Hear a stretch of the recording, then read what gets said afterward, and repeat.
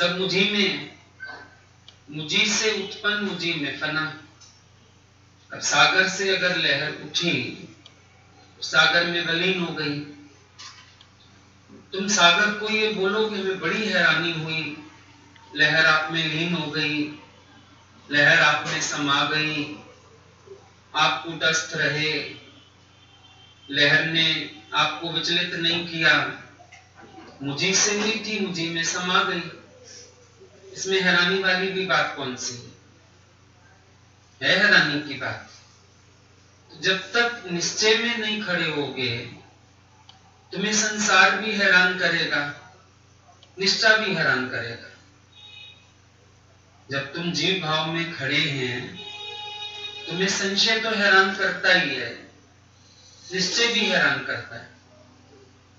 लेकिन जब अपने स्वरूप में जागृत होगे तब तुम्हें पता चलेगा कैसे संशय भी मुझे व्याकुल नहीं कर सकता है और निश्चय में भी कोई हैरानी वाली बात ही नहीं। निर्मोही राजा का दृष्टांत तो रोज ही सुनते हैं, कैसे संत खबर लेके गया और पूरा घर अनअफेक्टेड था, कोई नई बात नहीं है। ना मां को ताजुब लगा, ना पत्नी को ताजुब लगा, ना पिता को ताजुब लगा, यहां तक कि जो चौकीदार था उसको भी ताजुब नहीं लगा, क्योंकि ताजुब वाली कोई बात होती नहीं। ये सब सहज है, सृष्टि में सब सहज है। जन्म भी है तो मृत्यु भी है, दिन भी है तो रात भी है, मान भी है तो अपमान भी है, तो सब है ही संसार में। तो जब सच मानते हैं फिर हमें लगता है ज्ञानी का शायद कोई विपरीत एक्शन है और वो हैरान कर देने वाला है। पर जो आत्मा की सच्चाई को अनुभव करता है वो अपने में ही महसूस कर लेता है कि संसार का द्वंद कुछ है ही नहीं, मैं निर्द्वंद आत्मा हूं, मेरे में संसार का द्वंद बनता ही नहीं। ये तो खेल चल रहा है, चलता रहे, खेल ही तो है सारा का सारा। और क्या है, रहट के कुछ घड़े भरते रहते हैं, कुछ खाली होते रहते हैं। ऐसे संसार है, यहां भी किसी को देगा प्राण और वो किसी का प्राण हरेगा। ये उस मालिक की मर्जी है, कौन सवाल करेगा? सवाल तो कोई कर नहीं सकता है।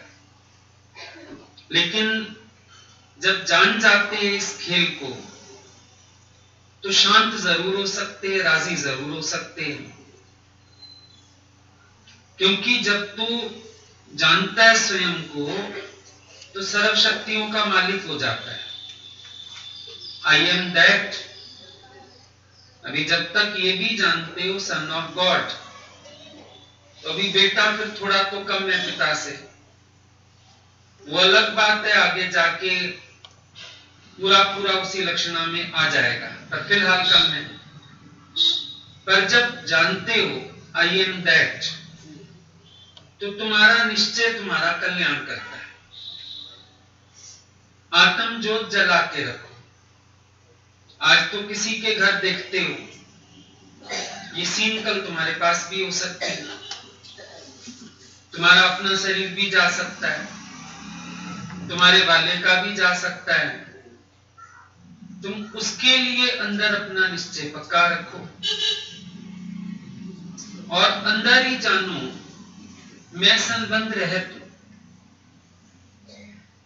जब तक संबंध भासेगा तब तक भी दुख भासेगा। जब तक अंदर सतबुद्धि रहेगी जगत के प्रति, द्वंद्वी जोड़ों के प्रति, तब तक भी उलझन पैदा होगी। लेकिन जब तू अपने निश्चय में खड़ा है तो कोई बात ही नहीं। जो आत्म निश्चय में खड़ा है वो हैरान नहीं है, परेशान भी नहीं है। हैरानी किस चीज की और परेशानी भी किस चीज की? ये तो सब बना बनाया खेल है, बनी बनाई बन रही, अब कुछ बनना नहीं। परमात्मा रूपी डायरेक्टर ने ये पिक्चर रिलीज कर दी है और सब लोग इस पिक्चर को देख रहे हैं, और जिसको भगवान ने जो एक्ट करने को दिया है कर भी रहा है। फर्क सिर्फ इतना है, कोई एक्टिंग करते करते भूल गया और वही बन बैठा, और उस पे हंसी आएगी। समझो एक हीरो को थोड़ी देर के लिए भिखारी का पाठ करना है। अब जब वो पाठ करेगा तो चलो अच्छा लगेगा, पर वो उस पाठ में इतना खो जाए कि घर आके भी बीवी के आगे हाथ फैला के खड़ा हो जाए, या सड़क पे चले भीख मांगता हुआ, तो हंसी आएगी और उसका पागलपन लगेगा। यहां भी दुनिया में सब खो गए अपने अपने पार्ट में, और सोचते हैं शायद हम यही हैं और यही हमारी जीवन है। जो जागा उसने जाना ये शरीर का पार्ट पूरा होता है। मैं तो शुद्ध स्वरूप आत्मा हूं, ये मेरा पार्ट नहीं है। वो खाली ऐसे पार्ट करके थोड़ा सा उतर आता है। जिसको पार्ट से इनकम चाहिए वो भी थोड़ा सा ध्यान से करेगा, भाई पैसा नहीं मिलेगा, रिएक्ट करना पड़ेगा। ज्ञानी को तो उतनी भी परवाह नहीं, थोड़ा सा ही अपना एक्ट करके साइड हो जाता है। और ऐसा नहीं कि वो इग्नोर करता है, जितना पार्ट करता है वो अच्छा करता है, लेकिन फालतू की इन्वॉल्वमेंट नहीं। क्योंकि भगवान ने हमेशा बोला कि जो पार्ट करो इतना सच्चा करो कि देखने वालों को सच्चा लगे, पर तुम अंदर इतने सुजाग रहो कि सिर्फ एक एक्टिंग है, इससे ज्यादा कुछ नहीं। यही निश्चय में खड़े होना है। तो जब भी हमको ये महसूस होगा कि केवल एक पार्ट है, सहज हो जाता है। पर जब जानोगे अपने को मैं करता, मैं भोगता, मैं ऐसा, मैं वैसा, तो लग जाओगे। वरना तो खाली खेल है। खेल था, खेल डाला इसी चाल से। भाई हमारी बारी आई, हमने भी अपनी चाल चल दी, बात खत्म हो गई। इससे ज्यादा कुछ है क्या? दादाजी ने कैसे पक्का कराया, कूड़ राजा कूड़ प्रजा, कूड़ सब संसार, कूड़ माड़ी कूड़ मंडप कूड़ वैसनहार, कूड़ मियां कूड़ बीवी खप्पो एक ख्वार, कूड़ कूड़े से ने लगाया विसरिया करता। ये सारा कूड़ का खेल है।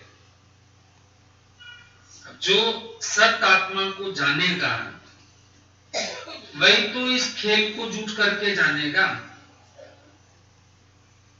अगर सत आत्मा में प्रीति नहीं हुई, सत आत्मा में निश्चय नहीं हुआ, फिर ये खेल खेल करके नहीं लगेगा। सबसे पहली बात है सत आत्मा में निश्चय हो, सत आत्मा को जानो, तब महसूस कर पाओगे तो ये सारा खेल है। वरना ऊपर ऊपर से बोलते रहोगे खेल है खेल है, पर अंदर तो सद्भाव बना रहेगा, क्योंकि सत आत्मा के निश्चय में नहीं खड़े हो। जब तक तुम सीयर नहीं हो तब तक डूअरशिप कैसे जाएगी? जरूर अंदर साखी भाव सुजाग हो, तब तो अंदर का कर्ता भाव भोक्ता भाव खत्म होगा। दोनों बातें जरूरी हैं, लेकिन फिर भी सत्य आत्मा को पहले निश्चय करना ज्यादा जरूरी है, ताकि खेल मिथ्या समझ आ सके। अगर मिथ्या मिथ्या करोगे और सत्य आत्मा को नहीं जानोगे तो बात नहीं बन सकेगी। पहला काम है सत्य आत्मा को जानना। जानो, नो द ट्रुथ। दादाजी क्या बोलते हैं? Know the truth and this truth will make you free. जब तू सच को जानोगे, ये सच तुम्हें मुक्त करेगा। किससे मुक्त करेगा? इस झूठे माया जाल से मुक्त करेगा। जाना ही नहीं सच को तो फिर कभी हैरान रहोगे, कभी परेशान रहोगे।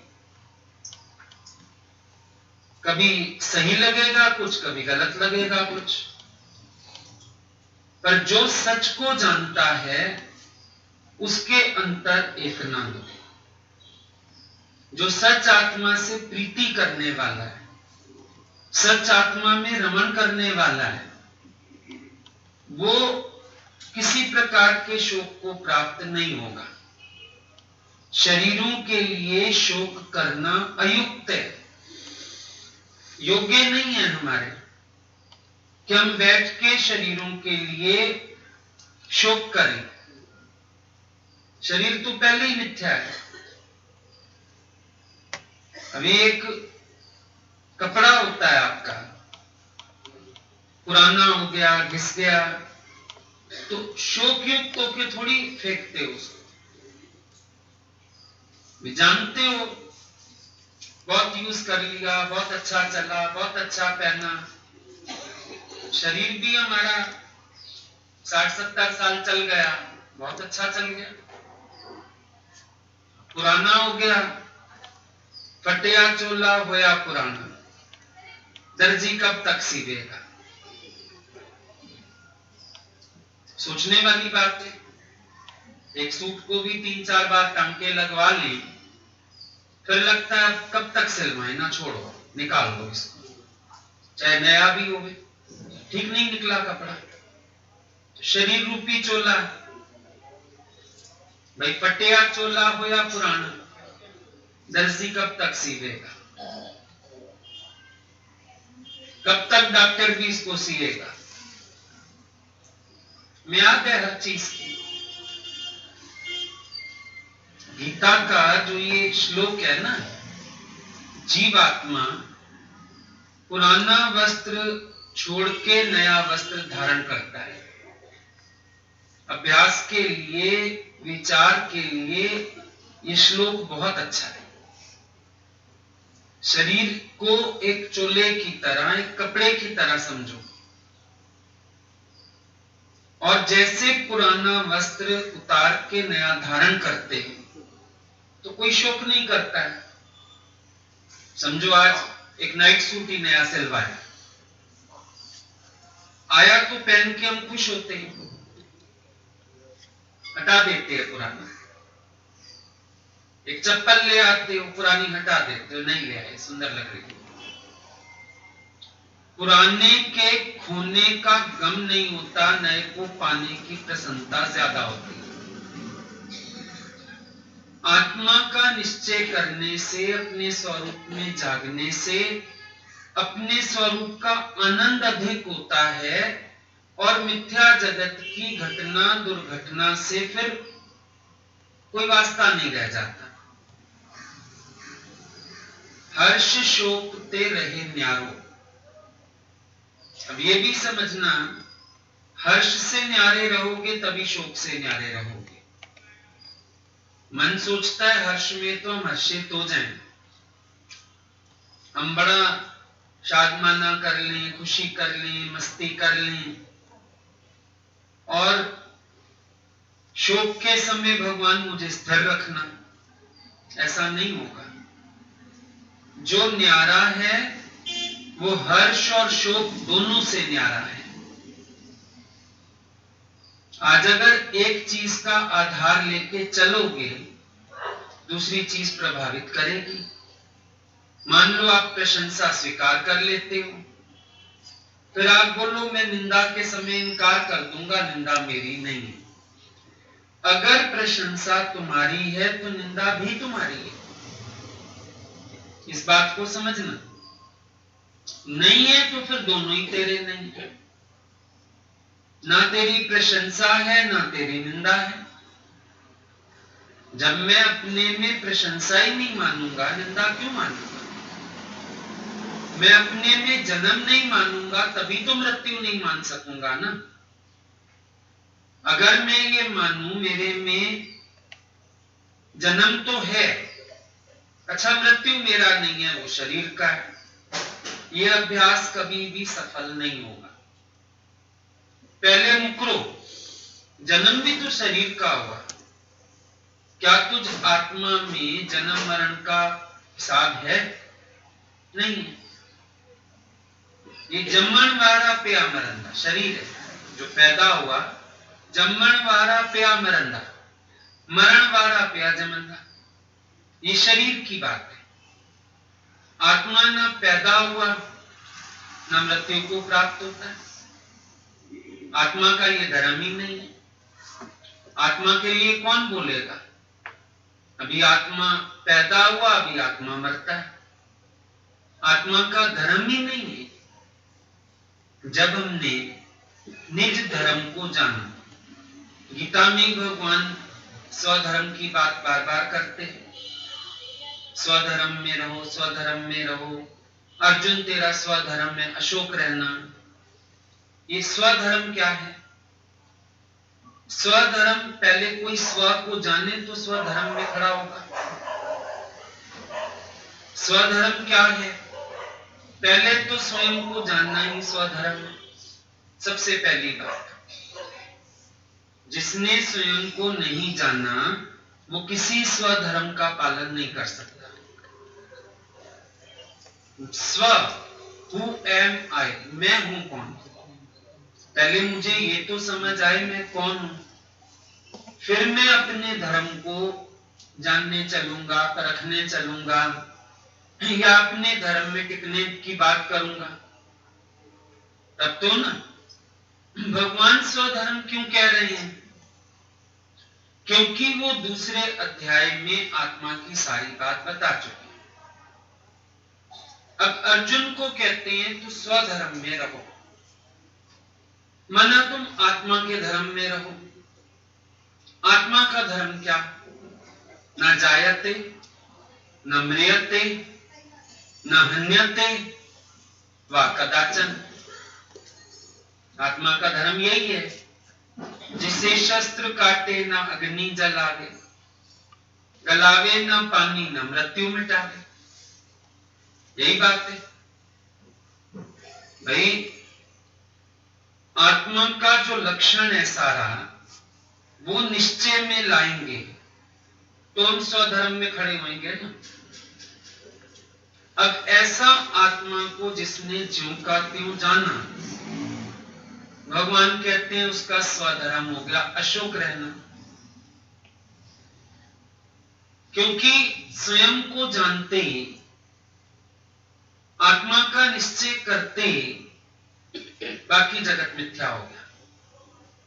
अपने शरीर सहित पूरा जगत मिथ्या हो गया जिसने अपने को जान लिया। अब वो करेगा स्वधर्म का पालन। आप स्वधर्म क्या समझते हो? हिंदू, मुसलमान, या फिर मैं पिता, मैं बेटा, उनके धर्म में जाके, शरीर के धर्म में जाके, और बार बार आप सोचते हो शायद ये मेरा स्वधर्म है। नहीं, आत्मा का जो धर्म है वो स्वधर्म है तुम्हारा। शरीर के धर्म में अगर जाने की बात होती तो फिर तो बड़े बड़े महापुरुषों को भी दोष आ जाते। सबसे पहले अर्जुन को ही दोष नहीं आया, भगवान कृष्ण को ही दोष नहीं आया। क्यों नहीं आया दोष? ऐसे तो बोला जाता है कोई किसी को उकसाता है उसका भी कर्म बनता है। ऐसे तो संत ने इशारा किया, खाली गाय इधर जा रही है, उसकी बांह कटी हुई। ये कृष्ण जो चुन चुन के मरवाए जा रहा है एक एक, इसका कोई कर्म नहीं बन रहा। सोचने वाली बात है। वही संत बेचारे की तो बांह काट दी, खाली उसने, शिकारी ने पूछा गाय कहाँ है, इधर गई गाय, अगले जन्म में बांह कटी हुई। ये इसी बांह से इशारा किया था ना। अर्जुन ने कम इशारे सुने भगवान से, कृष्ण कितने इशारे करते, यहां तक कि उसके गुरुओं की तरफ भी इशारे कर दिए, मार मार, इनको भी मार। आखिर इन लोगों को दोष क्यों नहीं आ रहे? क्योंकि ये शरीर के धर्म से उठ चुके हैं, आत्मा के धर्म में खड़े। अब जो आत्मा के धर्म में खड़ा है, उसको शरीर का पाप पुण्य कैसे असर करेगा? हाँ, शरीर के धर्म में कोई खड़ा है, उसको जरूर पाप पुण्य असर करेगा। अर्जुन को भगवान बराबर डरा रहे हैं, क्षत्रिय धर्म, तेरे ऊपर दोष। अर्जुन को भगवान ये बातें बोल रहे हैं, अपने लिए नहीं बोलते कि मुझे भी लगेगा कोई दोष वोष, मैं तो देह के धर्म से परे खड़ा हूं। अर्जुन, तू आत्मा के धर्म में जाग जा, तब तो निर्दोष, वरना तुझे भी दोष आएंगे। अब अर्जुन को जब भगवान ने खड़ा किया उसके स्वरूप में, फिर अर्जुन से किसी ने पूछा, अर्जुन तूने इतनों को मार डाला? तब अर्जुन ने जवाब दिया, मरा तो केवल एक अर्जुन। अर्जुन कैसे मरा? अर्जुन की मैं मरी। अर्जुन कैसे मरा? अर्जुन का अहंकार मरा। अर्जुन कैसे मरा? वो जो मिस्टर अर्जुन बना खड़ा था, उसको भगवान ने धराशायी कर दिया। फिर अब कौन है बाकी? बाकी तो अब आत्मा, बाकी तो अर्जुन जो है वो ब्रह्म स्वरूप हो गया। अब अगर उसके शरीर द्वारा भगवान के हुक्म से कोई कार्य हो भी रहा है, तो भी अर्जुन को उसका दोष नहीं लगेगा।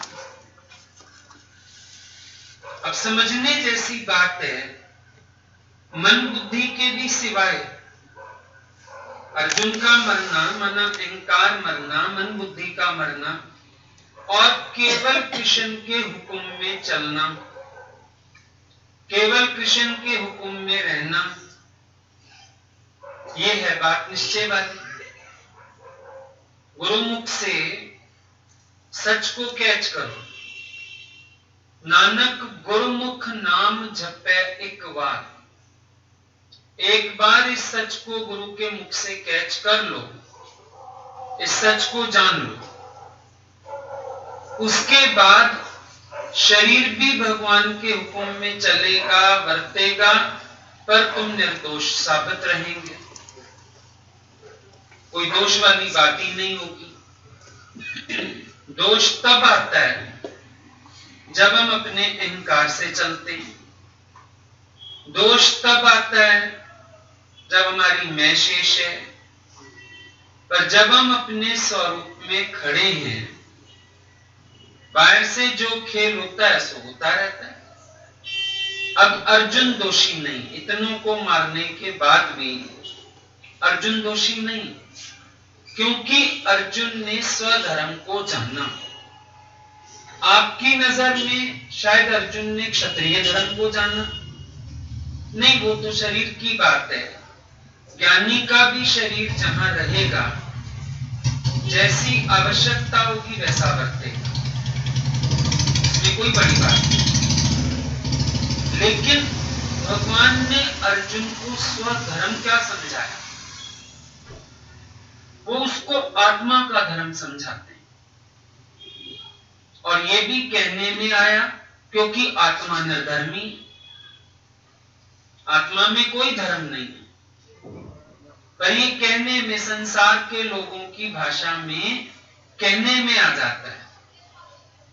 उससे कह देते हैं भाई ये स्वधर्म को जानने वाला या स्वधर्म में बरतने वाला। असल तो आत्मा का धर्म ही कोई नहीं, इसीलिए ज्ञानी पर कोई दोषी नहीं। करे ना करे है स्वार्थ के सिवाय। वो अगर कुछ करता है तो भी ठीक, नहीं करता है तो भी ठीक है, स्वार्थ के सिवाय। अच्छा, अर्जुन की भी एक बात समझो, जो कह रहा था कि मैं युद्ध नहीं करूंगा, बार बार बोल रहा था मैं युद्ध नहीं करूंगा। अब तो भगवान ने एक ऐसी स्थिति में खड़ा कर दिया जहां करने ना करने में दोषी ना आता, उसको भाग लेता। पर अब पूछता है भगवान से, फिर क्या करना है, युद्ध करना है नहीं करना है? वो कहते हैं अब मेरा फैसला नहीं, तेरा फैसला, मैं नहीं बताऊंगा। अब अर्जुन ने युद्ध करने का फैसला लिया, यानी स्वधर्म को जानने वाला, स्वधर्म में स्थित होने वाला इतना तो प्रकाशित हो जाता है तो उसको मालूम है शरीर द्वारा क्या कर्म करना उचित है, क्या कर्म करना उचित नहीं। आत्मा को जानने वाला, सत्य को जानने वाला, आत्मा स्वप्रकाशित, और आत्मा के प्रकाश से विवेक प्रकाशित, मन प्रकाशित, बुद्धि प्रकाशित, सब प्रकाशित हो जाते हैं, क्योंकि आत्मा ही प्रकाश स्वरूप है। आत्मा ही नाम रूप का आधार है, आत्मा ही विभु मन व्यापक रूप है। और मत ना लखे जो मत लखे सो में शुद्ध अपार। बुद्धि जिसको नहीं जानती पर जो बुद्धि को भी जानता है वो आत्मा है। अब अर्जुन के पास ऑप्शन था, आत्मा का निश्चय हुआ, जान लिया, अब भाई करे ना करे है स्वार्थ के सिवाय, अब पलायन कर ले। अब अंदर वाला पलायन नहीं करने दे रहा, अब समझ में आ रहा है नहीं युद्ध करना है। मतलब अगर कोई ज्ञान से प्रकाशित होता है ना, शरीर के कर्मों के प्रति भी जागरूक हो आता है। यानी कभी ये कहता हुआ नहीं मिलेगा, पता नहीं मेरे से ये कैसे हो गया, पता नहीं ये गलती कैसे हो गई, पता नहीं ये शब्द कैसे निकल गया, कभी नहीं कहता हुआ मिलेगा आपको वो ये सब। क्यों? क्योंकि वो आत्मा के प्रकाश से मन, बुद्धि, इंद्रियां सब में प्रकाश हुआ है। इसीलिए कर्म में भी स्वच्छता, इंद्रियों में भी स्वच्छता, शुद्धि, पूरी तरह से हर बात में वो क्लीन एंड क्लियर है। सीधी बात है। जब आप आत्म अभ्यास करोगे आपकी बाहरी गलतियां भी खत्म हो जाएंगी, क्योंकि आपका इतना विवेक है, क्या करना क्या नहीं करना विवेक आपको बताता चलेगा। विवेक आपको जागृत रखेगा, उचित अनुचित दोनों को आप जान लोगे, सही और गलत आप पहचानते हो। मुश्किल किसके साथ है? जहां अभी अंधेरा है होमे का। जब तक तुम्हें अपने अंदर होमे का अंधकार समझ आए, श्योर मत होना कि तुम कर्मातीत हो गए, श्योर मत होना कि तुम्हारा बुद्धि मन जो कह रहा है वो सही है। शायद साथ पहले पहल क्या तुमने अपने आप को ब्रह्म स्वरूप अनुभव किया, पहले पहल क्या तुम्हें अंदर से जागृति हुई? Who am I? What am I? स्वधर्म को जाना, स्वधर्म में पक्के हुए। पहली बात ये, जो स्वधर्म में नहीं जागा वो जो मर्जी करता रहे, बाहर से सोना कर्म करता रहे, वो भी बंधन रूप है। कभी कभी लगता है हम बाहर से कर्म बहुत अच्छे कर रहे हैं, लेकिन बाहर के कर्मों का कोई काउंटिंग ही नहीं है। सोने की बेड़ी है अच्छे कर्म, लोहे की बेड़ी है बुरे कर्म। क्या तुम्हें अर्जुन की तरह अंदर से एहसास होता है मरा तो केवल एक अर्जुन? पहले अपनी वो स्थिति बनाओ, ज्ञान की, आत्मा के निश्चय की, कि तुम्हें फील हो कि इधर अकर्ता भाव है। केवल शरीर द्वारा कोई कर्म हो भी रहा है तो भी अंदर अकर्ता भाव ही है। कर नहीं रहा हूं, हो रहा है। मैं देख रहा हूं कि हो रहा है, मैं जान रहा हूं कि हो रहा है, लेकिन मैं कर्म का करता नहीं हूं। ऐसी फीलिंग आती है अंदर। सबसे पहली बात उस फीलिंग में आने की है, क्योंकि जो आत्मा के धर्म में नहीं खड़ा उसको वो फीलिंग नहीं आ सकती। अब भगवान बुद्ध के मुंह पे किसी ने थूक लिया, वो इतना आत्मा के धर्म में खड़े, प्यार से पूछते आपको और कुछ कहना है या मैं चलूं? अभी हमारे पास किसी ने थूका नहीं, कोई शब्द ही बोल दे तुरंत रिएक्शन हो जाता है। बात को प्यार से टैकल करने के बजाय कहीं ना कहीं रोष आ जाता है, क्योंकि आत्मा के धर्म में नहीं खड़े। वो फिर उस समय वही अंदर का जीव भाव उबाल खा के कर्म कराता है। कभी उस नम्रता की कल्पना कर सकते हो, शायद अभ्यास ही नहीं किया कभी। उस नम्रता की कल्पना करके देखो कि भगवान बुद्ध के मुंह पे थूका किसी ने और वो पूछ के कहते हैं आपने और कुछ कहना है या मैं चलूं? मैं समझ गया। सब हैरान, क्या समझ गए आप? कोई थूक रहा है आपके मुंह पे, आप क्या समझ गए? मैं इसका क्रोध समझ गया। इस बेचारे के पास ना शब्द ही कम पड़ गए थे। शब्द इसको पूरे पड़ जाते तो ये शब्दों से क्रोध निकाल लेता। शब्द थोड़े पड़ गए, क्रोध ज्यादा था। इसने रास्ता निकाला थूकने का मेरे मुंह पे। थूका, इसका अंदर का क्रोध निकल आया। समझनी है ना बात? शब्दों से कहता तो भी समझता है इसको क्या शिकायत है। अब इसने थूक के कह दी अपनी बात, में समझ गया ये क्या कहना चाहता है। बस ये अपना क्रोध बताना चाहता है मुझे, इसको मेरे से नाराजगी है, प्रसन्न नहीं है ये मेरे से। कभी कल्पना करके देखो, अभ्यास में ला के देखो, हम भीतर तक इतने शांत हैं, गहरे तक इतने शांत हैं, इतने रिलैक्स हैं। ऐसा निश्चय कभी सोचा है करने का? भाई हाँ, कोई थूके मेरे मुंह पे बुद्ध की तरह और मैं पूछूंगा आपको और कुछ कहना है या मैं चलूं? दादू साहब को उसने कॉलर पकड़ लिया। ये सब लक्षण, दादू साहब फ्रूट भेज रहे हैं उसके घर, टोकरा दिया फल का।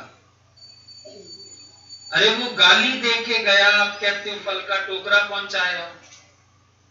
बोला बड़ी मजबूरी है, 3 दिन से बेचारा 4 दिन से पुरुषार्थ में लगा होगा। संत को गाली देना आसान है कोई? उसको ये भी पता होगा जाऊंगा उनके भगत ही मुझे मार डालेंगे, फिर भी बेचारे ने बड़ी मेहनत की होगी, फल का टोकरा दे आओ, बहुत एनर्जी लग गई होगी उसकी। ये जो दृष्टांत सुनते हैं हम लोग, ये स्वधर्म की स्थिति के बिना प्रैक्टिकल हो ही नहीं सकते। स्थिति चाहिए आत्मा के धर्म में, हर वक्त आप सुजाग हो। घटना तो कभी भी कोई भी घटेगी, कैसी भी घटेगी, पर सुजागी अंदर इतनी जबरदस्त धैर्य कहां से आएगा? तो तुम बोलेंगे अधीरज हो जाते हैं। धैर्य आएगा कहां से? अपने स्वरूप के निश्चय से ही तो धैर्य बंधा रहेगा। देह बुद्धि रहेगी तो अधीरजता उसका लक्षण है। आत्म बुद्धि हो जाएगी, धीरजता उसका लक्षण है। पहचानना होगा। जब तक स्वधर्म में तुम खड़े नहीं हो, ज्ञान की लक्षणा नहीं आएगी।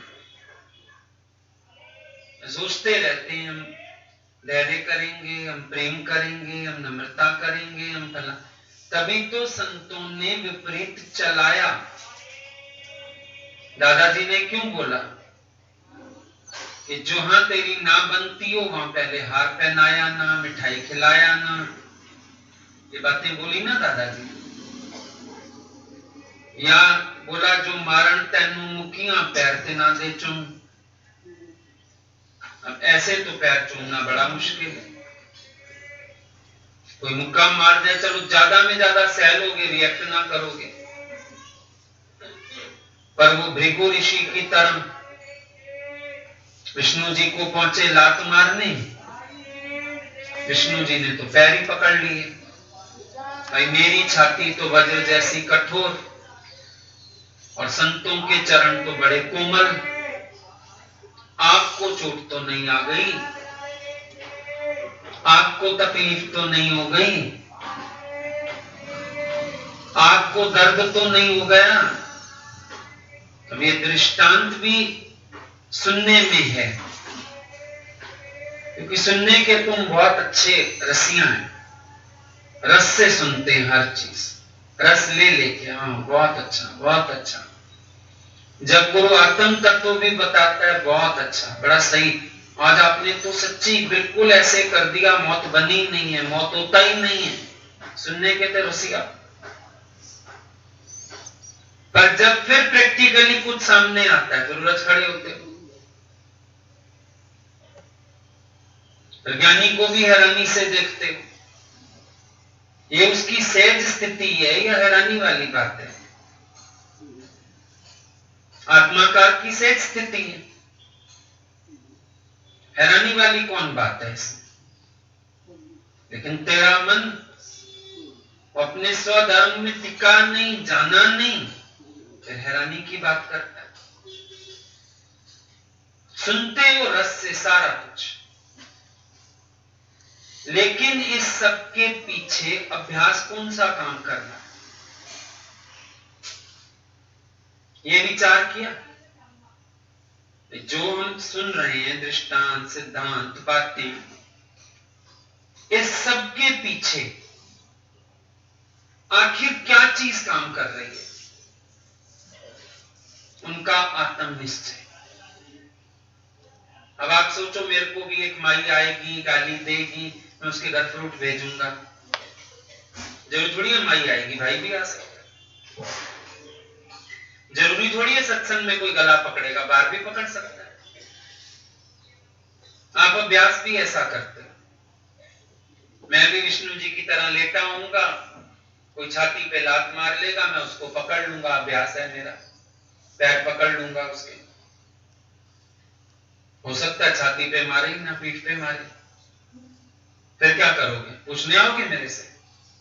आपने तो सुनाया था छाती पे लात मारेगा तो उसके पैर चूमना, ये तो पीठ पे मार गया, आप क्या करूं? सोचो, इसके पीछे जो मूल निश्चय काम कर रहा है आत्मा का, कारण किसी के सोचे हुए नहीं आएंगे सामने, लेकिन आत्म निश्चय में रमण करने से कारण कोई भी बनेगा, वो निश्चय हमारा कवच बना रहेगा। बात तो ये है। और जरूरी भी नहीं हो तो चलो एक के घर फल भेजा। अब ऐसे तो कितने लोग निंदा करते हैं, रोज फ्रूट के टोकरे आएंगे कहां से?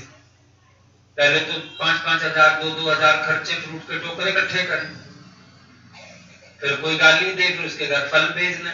सेम रिएक्शन भी जरूरत नहीं है, सेम रिएक्शन की भी आवश्यकता नहीं। आवश्यकता मूल निश्चय की है, जिस निश्चय में रहने पर अंदर चित्त शांत रहता है और सहज जो हो जाता है वो हो जाता है। मैंने बोला ना, आत्मा से जब मन बुद्धि प्रकाशित हो जाती है तो कर्म में प्रकाश अपने आप रहता है, फिर जैसा भी हो जाए। हो सकता है कभी ज्ञानी साइलेंट भी, हो सकता है कभी सामने वाले को प्यार से समझा भी दे, हो सकता है कभी कभी कृष्ण की तरह खड़ा हो जाए कि मारो दुर्योधन को, ये भी संभव है। वो वक्त वक्त की बात है। अब वो कर्ण इतना बड़ा योद्धा, वो क्या कहता है दुर्योधन को? कहता है मेरे को मौत से डर नहीं लगता, मतलब मैं इतना स्थिर बुद्धि हूं, मृत्यु से भी नहीं डरता। पर ये जो कृष्ण है ना, जब ये सामने आता है, इसकी मुस्कुराहट मेरे अस्तित्व को हिला के रख देती है। इसकी मुस्कुराहट में पता नहीं क्या है, मेरा सारा अस्तित्व हिल जाता है इसकी मुस्कुराहट से। और वैसे तो ना मैं डरता मौत से। तो पैतरे ज्ञानी के अलग अलग है सबके लिए। कर्ण को खाली मुस्कुरा मुस्कुरा के ही मार डालते हैं भगवान। सामने आता है मुस्कुराते हो, कहता है मेरा अस्तित्व हिल जाता है पूरा। सामने आके जब मुस्कुराता है, डर जाता था तो रिएक्शन तो कुछ भी हो सकते हैं, वो बाद की बात, पहले निश्चय की बात। आत्मा का निश्चय पहले चाहिए, फिर आपको संसार में कुछ भी अजीब भी नहीं लगेगा, और ये भी नहीं लगेगा कुछ अनहोनी बात हो गई। होनी होकर रहे, अनहोनी नहीं होए। ए मार्ग संसार में नानक फिर नहीं कोई, अनहोनी जैसी कोई बात ही नहीं। होनी थी सो हुई, ईश्वर की ओर से बना हुआ था खेल, इसीलिए हुआ। मैंने ही पिक्चर बनाई अगर, तो मुझे पता है ना मैंने कहां किसको मारना, कहां किसको जन्म देना, कहां किसका मिलाप करवाना, मेरे को पता है ना। तो अगर सर्वमम रूप पे ये सृष्टि का आधारी मैं हूं, तो फिर ये किसके हुक्म से हुआ? हुक्म भी तो हम तब तक कह रहे हैं जब भगवान को अलग जानना है, वरना हुक्म कहने की भी क्या मेरा ही हुक्म है? किसी और के हुक्म से हुआ क्या? कोई अलग बैठा हुक्म देने वाला, कोई अलग बैठा हुक्म बनाने वाला नहीं। ये it's my will being done.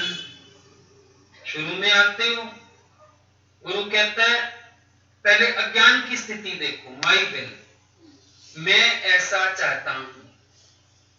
फिर गुरु कहता है नहीं, adjust your will with the will of God. बड़ी मेहनत लगती है, कोशिश लगती है, चलो जैसे तैसे कर लेते हैं, और हम कहने लगते हैं thy will is my will, जो तेरी इच्छा मेरे लिए बहुत अच्छा। गुरु को यहां भी चैन नहीं। और आगे चल बोल, it's my will being done. ये मेरा ही हुक्म था, ऐसा मेरी मर्जी से ही हुआ ये। It's my will being done, किसी दूसरे की बात नहीं है, बाहर कहीं से हुक्म नहीं आया है, पर मेरी मर्जी थी ये ऐसा हो जाए, इसीलिए हो गया। अब अपनी मर्जी और भगवान की मर्जी एक हुई। एक स्थिति जिज्ञासु की, जहां वो कहता है भगवान की मर्जी में मैंने मर्जी मिलाई, पर भगवान की और मेरी मर्जी एक हुई, माना भगवान और मैं ही एक है ना, अलग ही नहीं है। जुदा होता तो हलचल थी, पर जुदाई जैसी कोई बात है ही नहीं, अलगाव जैसी कोई बात है ही नहीं। जब इस पिक्चर का रचयिता मैं हूं, डायरेक्टर मैं हूं, तो किसी और को ब्लेम थोड़ी दूंगा कि ये यहां ठीक हुआ, ये यहां गलत हुआ। सब ठीक हुआ क्योंकि मेरे हुक्म से हुआ, मेरी मर्जी से हो रहा है, सब ठीक है, करेक्ट, राइट, बहुत बढ़िया। उल्टा कोई गलती निकाल भी दे मेरी पिक्चर में, समझो हमने एक पेंटिंग ही बनाई, हम खुश होते हैं देख के कितनी प्यारी बनी है, कितनी सजीव बनी है। कोई एक गलती निकाल दे, यहां ना तुम ये कलर ना यूज करते, नहीं मैंने सोचा था पहले, और उसमें ये दिक्कत आती, यही कलर अच्छा लग रहा है। समझो मेरी बनाई पिक्चर में कोई गलती निकाल दे, डायरेक्टर को कह दे कोई आप यहां ऐसे ना करके, वो सफाई देगा कि नहीं मैंने ठीक किया है। तब बात आई, लिखया लेख ललाट का मेट सके नहीं राम, मेटे तो समर्थ हैं पर समझ किया है काम। जरूर किसी ने कहा होगा राम जी चेंज कर लो, जो डेस्टिनी बनाई आपने राम के पात्र की, चेंज इट, बदल दीजिए। राम जी ने पक्का पक्का जवाब दिया होगा, समझ किया है काम, शट अप, तो चुप रहे, मैंने सारा काम सोच समझ के, टीका तो रचा हुआ है, क्यों बदलेंगे? ज्ञानी की बुद्धि संशयात्मक थोड़ी है, बदलता रहेगा बार बार, निश्चय वाली बुद्धि, समझ किया है काम, यही जवाब दिया होगा। और अभी भी कोई आके कह दे भगवान ने ये सही किया ये गलत, ज्ञानी को जोश क्यों आ जाता है? भगवान कोई अलग है, मतलब मेरे मुंह पे मेरी निंदा कर रहा है, इधर आ बताऊं तुझे। तुम बोलते मैंने तो एक शब्द कहा, आपने 1 घंटा वाणी चला दी, इतना जोश कर दिया, तुम मेरे सामने आके मेरी निंदा कर रहे हो। तुम अकल करो ना, ज्ञानी भगवान की निंदा क्यों नहीं सुन पाता? भगवान अलग हो तो उसकी कोई वकालत नहीं करता हो, पर हर कोई अपनी सफाई तो देगा कि समझ किया है काम। तो ज्ञानी भगवान का वकील नहीं रखा हुआ, चलो चलो भगवान के दोष हटाता हूं, मैं समझाता हूं लोगों को भगवान जी अच्छे हैं, बेचारे गलतियां नहीं करते हो, पर वो बोलता है ये पिक्चर का रचयिता ही मैं हूं, खबरदार तूने मेरे खिलाफ बात की है, मैंने समझ किया है काम। जिसको जहां जैसा उचित था वैसा दिया, किसको जन्म देना उचित था जन्म दिया, किसी को मृत्यु देना उचित था मृत्यु दिया, किसी को मान देना उचित था मान दिया, अपमान देना उचित था अपमान दिया। जो जिसके लिए उपयुक्त था, जो जिसके योग्य था, उसको मैंने वही दिया, सीधी बात। और तुम भी अगर खड़े हो जाओ ना इस निश्चय में, तुम्हारे मन के सारे संशय गिर जाएंगे। जो आत्मा के निश्चय में नहीं खड़ा, उसके मन में तरह तरह के सवाल है, उसके मन में तरह तरह की बातें, वो कभी प्लस सोचता है, कभी माइनस सोचता है, कभी अच्छा सोचता है, कभी बुरा सोचता है। पर जिसके अंदर पूरा आत्मा की लक्षणा, आत्मा का निश्चय, आत्मा की जागृति, उसको फिर किसी बात का कोई फर्क नहीं। वो शांत चित्त योगी है, क्योंकि वो जानता है कि मैंने ही तो किया है। बच्चा कभी कभी बाहर से भागता हुआ है, मम्मी मम्मी आपकी ना वो शॉल बाहर कूड़े में पड़ी है, किसी ने फेंक दी या गिर गई। आप कहते चुप कर बैठ, मैं नहीं फेंकी, फट गई थी, खराब हो गई थी, किसी के पहनने लायक नहीं थी, मैं ही फेंक के आई हूं। अचरज लगा, उल्टा बच्चे को चुप करा दिया, मुझे पता है मेरी शॉल है, मैं नहीं फेंकी। दुनिया में सारे बचकानी बुद्धि वाले आ जाते थोड़ी थोड़ी देर, ये हो गया, ये हो गया, वो हो गया, क्या नहीं कहता चुप कर, मुझे पता है, मेरे को तो मालूम है, पहले से मालूम है, मैं तो जानता भी हूं। कोई फोन करके ही खबर दे दे, इसको ये हो गया, ये चला गया, ये जी गया, ये मर गया, क्या नहीं बोलता, हाँ हाँ हम जानते, मैंने ही तो बनाया उसके लिए ये वाला खेल, मेरे को तो पता भी है। What's new? तो तुम भी तो निश्चय में आओ ना उसी आत्मा के,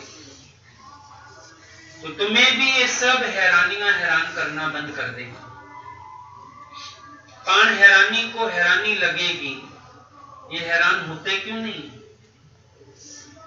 परेशानी परेशान हो जाएगी, ये परेशान होते क्यों नहीं? दुख दुखी हो जाएंगे, ये दुखी हो क्यों नहीं रहे? सुनो मेरा गम से है क्या वास्ता, मेरे घर का भूला है वो रास्ता। हमारे यहाँ का रास्ता तो भूल गया वो गम, क्या करेगा आके इधर, कुछ बात ही नहीं।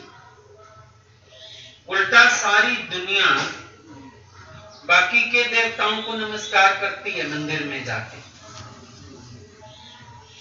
काल भी तो देवता है, अंतिम देव है, लोग इसको नमस्कार ही नहीं करते, बेचारे को गाली देते।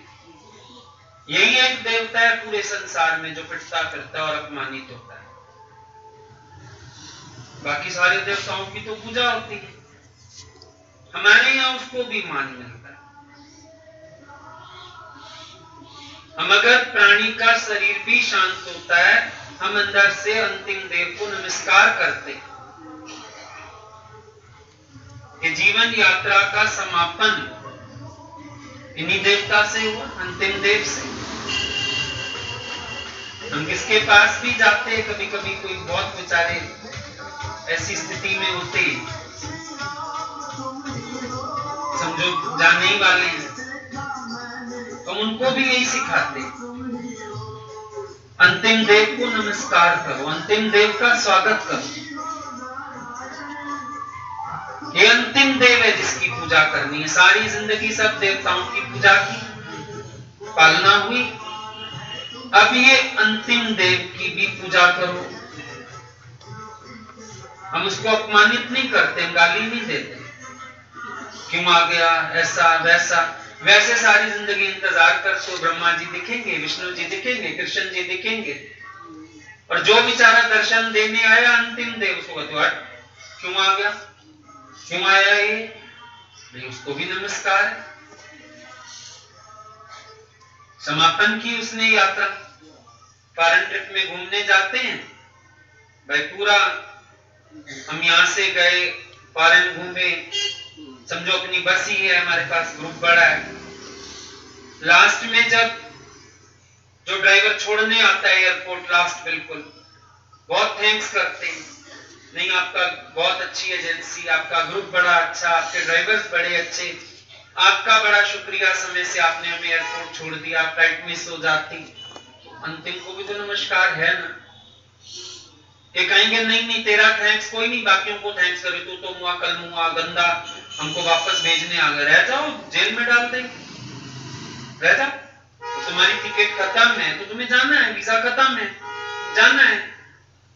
तो ऐसे ही संसार से भी अंतिम देव को भी नमस्कार है, उसका भी शुक्रिया है। ये तो सब मददगार हैं, देवता माना देने वाले, मदद करने वाले, ये तो सब मददगार हैं। वो भी किसके हुक्म से आ गया? मेरे हुक्म से आ गया। तो उसमें भी कोई परेशानी वाली बात नहीं।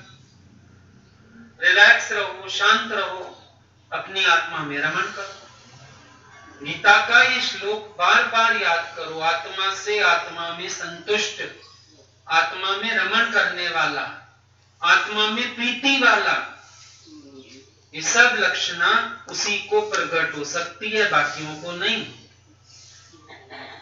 इसीलिए अपने स्वरूप के निश्चय में रहो। बाहर कोई भगवान नहीं है जिसको पकड़ना है। भगवान, वो तो आस्था बनी हुई है भगवान कहने से, तो थोड़ा शक्ति फील हो जाती है। पर फिर भी मेन बात यह है कि तुम स्वयं को जानेंगे तो तुम्हारा कल्याण होगा। जो अपने को नहीं जानता, चाहे वो 33 करोड़ देवताओं को भी जान ले, कोई फर्क नहीं पड़ेगा। पर अपने को जान लिया, तुमने सबको जान लिया। अपने स्वरूप में जागृत हो गए, तुम्हें हर बात की जागृति आ गई। कोई उलझन वाली बात नहीं, कोई परेशानी वाली बात नहीं, हैरानी वाली बात नहीं। सहज है सब कुछ, सहज खेल है। देख लिया, सहज खेल है। ठीक है, जो हमारा पार्ट था हमने भी प्ले कर दिया। जितनी खुशी से ईश्वर की सौगात स्वीकार करते हो, उतनी खुशी से दे भी पाओ। उसमें क्या है? आनंद में जन्म हुआ, आनंद में महानिर्वाण भी हो गया। उसमें क्या है? सब ठीक है। जब हम लेने के समय, भाई बेटा हुआ, बड़ा आनंद, शादमाना, शोर, अभी क्या है? इसीलिए आनंद पाठ गम में भी गाया जाता है, खुशी में भी गाया जाता है, दोनों में गाया जाता है। कि खुशी में भी आनंद याद करो, सुख में बह मत जाना। दुख में भी अपने स्वरूप का आनंद याद करो, दुख का रूप ना बन जाना।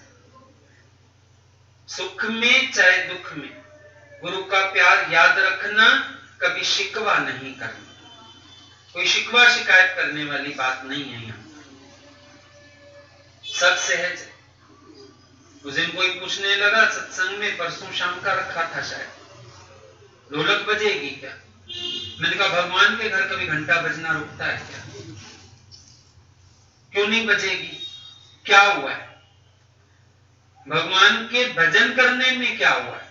उनका ढोलक भी बजेगा, चिमटा भी बजेगा, ताली भी बजेगी। भजन ही तो कर रहे हैं।